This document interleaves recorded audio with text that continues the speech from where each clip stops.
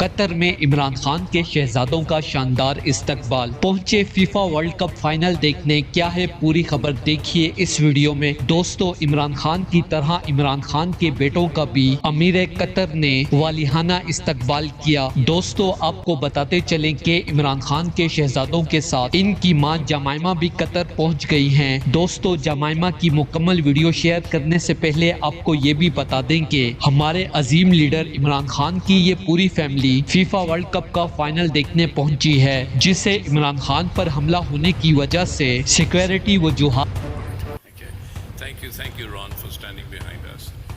And Oliver Stone doesn't remember me.